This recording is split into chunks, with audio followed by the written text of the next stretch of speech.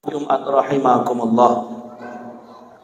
Allah Subhanahu wa taala dalam surah Al-Ankabut ayat 2 berfirman, Alif Lam Mim, ahasiban nasu ay yutraku ay yaqulu amanna wa hum la yuftanun.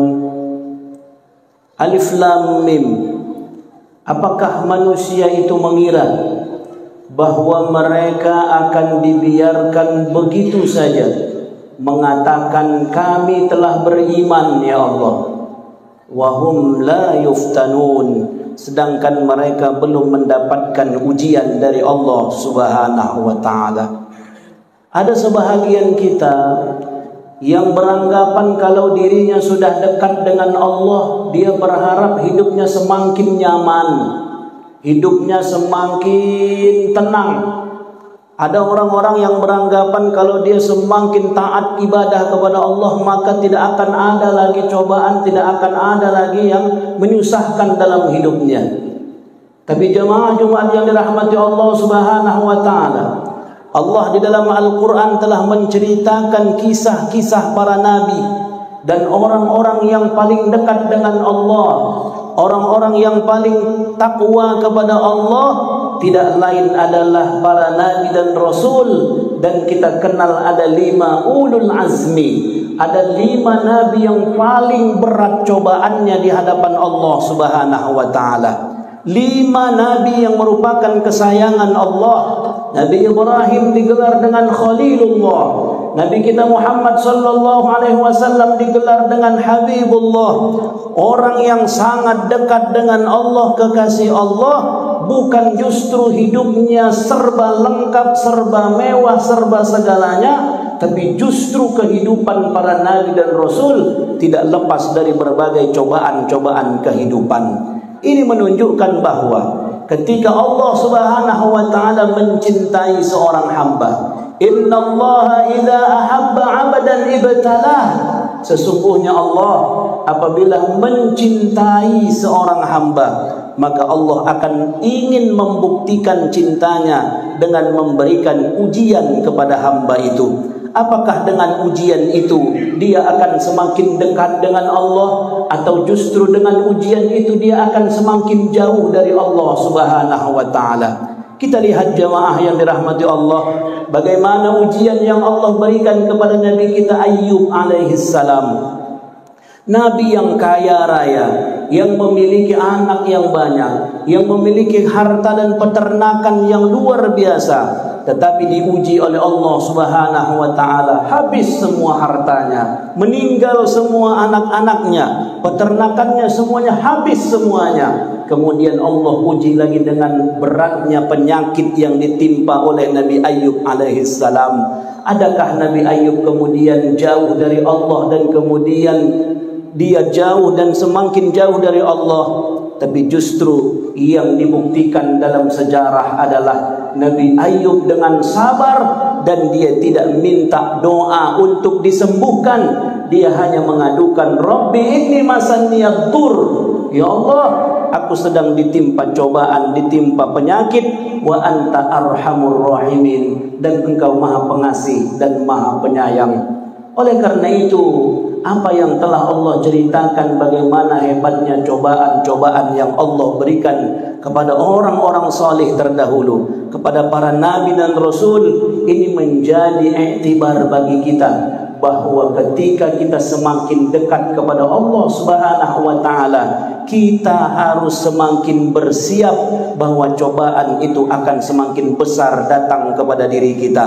Oleh karena itu Allah Subhanahu wa taala dalam surah Al-Baqarah menjelaskan apa saja ujian yang Allah berikan kepada kita. Allah kemudian berfirman, "Wala nabluwannakum bisyai'in minal khaufi wal ju' wa naqsin minal amwali wal anfusi was samarat." Di antara ujian yang Allah akan berikan kepada kita orang-orang yang beriman adalah kekurangan harta, adanya kemudian rasa takut, dan di antara ujian itu kemudian adalah kehilangan nyawa atau kehilangan kepergian orang yang kita cintai berupa kematian.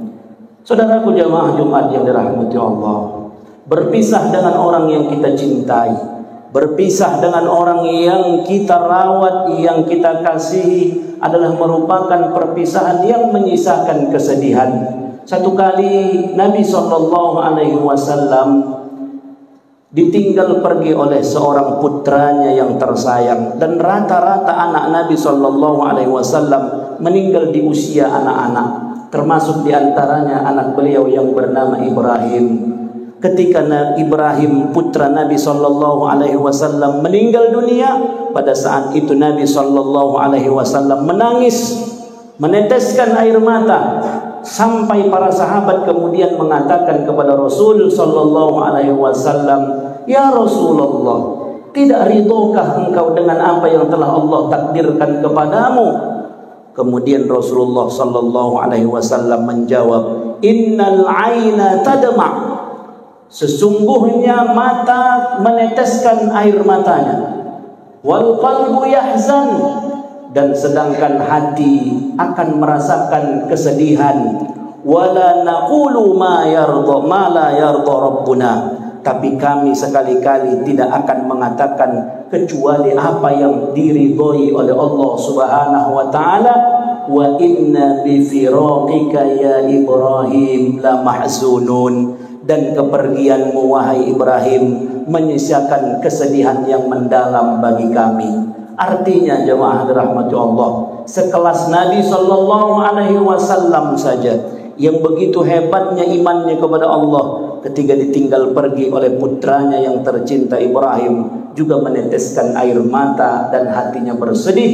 Tapi yang terpenting adalah sekalipun kita menangis, sekalipun kita bersedih, tidak boleh meratap, tidak boleh menolak takdir yang telah ditetapkan oleh Allah Subhanahu wa taala.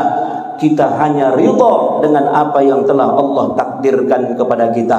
Oleh karena itu jamaah Jumat yang dirahmati Allah Subhanahu wa taala, wa basyiris sabirin, berikan kabar gembira kepada orang-orang yang bersabar, berikan kabar gembira kepada orang-orang yang menerima ikhlas apa yang telah Allah takdirkan, bahwa sesungguhnya kepergian dan kehilangan orang yang kita cintai adalah merupakan kesedihan. Tetapi yakin jemaah yang dirahmati Allah Subhanahu wa taala, perpisahan dengan orang yang kita cintai di dunia adalah perpisahan yang sementara, dan insya Allah pertemuan yang abadi kelak nanti di surganya Allah Subhanahu wa taala. Mari kita mengambil iktibar, mengambil ibrah, bahwa ketika kita melihat jenazah, ketika kita melihat saudara kita yang mungkin pada hari ini kembali kepada Allah Subhanahu wa taala, itu menjadi pelajaran bagi kita bahwa kalau hari ini kita menyolatkan saudara kita, akan datang saatnya kita yang akan disolatkan orang. Maka oleh karena itu, perbanyak bekal kita, perbanyak amal ibadah kita, karena tidak ada yang pernah tahu, tidak ada yang pernah bisa menentukan kapan dia akan kembali kepada Allah Subhanahu wa taala. Seorang penyair Arab dari Mesir bernama Ahmad Syauqi dalam sebait syairnya pernah mengatakan, "Tajawwaz bit taqwa fa innaka la tadri idza hanna al-laila hal ta'ishu ila al-fajri."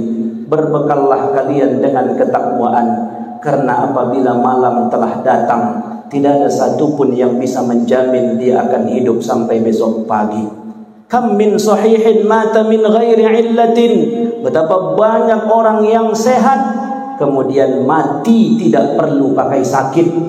Wa kam min alilin asha hina minad dahri, tapi betapa banyak orang yang sudah sakit-sakitan di atas tempat tidur, justru itu pula yang panjang umurnya. Betapa banyak anak-anak muda, kata beliau, yang tertawa-tertawa di siang hari, ternyata kain kafannya sudah ditenun. Kita jemaah yang hadir pada hari ini, mungkin di siang hari kita masih bisa tertawa, kita masih bisa bercanda, terbahak-bahak tertawa, tapi tidak tahu ternyata kain kafan yang akan kita gunakan nanti mungkin sudah ada di toko di Pajak Gulugur, sudah ada, tinggal STM yang nanti akan mengambilnya. Kita tidak pernah tahu bahwa kain kafan itu sudah ada, tinggal menjemput saja. Maka mari sama-sama kita gunakan kesempatan hidup yang diberikan Allah Subhanahu wa taala untuk memperbanyak bekal dan memperbanyak sabar atas cobaan yang Allah berikan kepada kita. Semoga kita menjadi hamba Allah yang bertakwa. Barakallahu li wa lakum fil Qur'anil azim wa nafa'ani wa iyyakum bima fihi minal ayati wadh-dhikril hakim. Aqulu qawli hadza wa astaghfirullah li wa lakum wa lisairil muslimina wal muslimat fastaghfiruhu innahu huwal ghafurur rahim.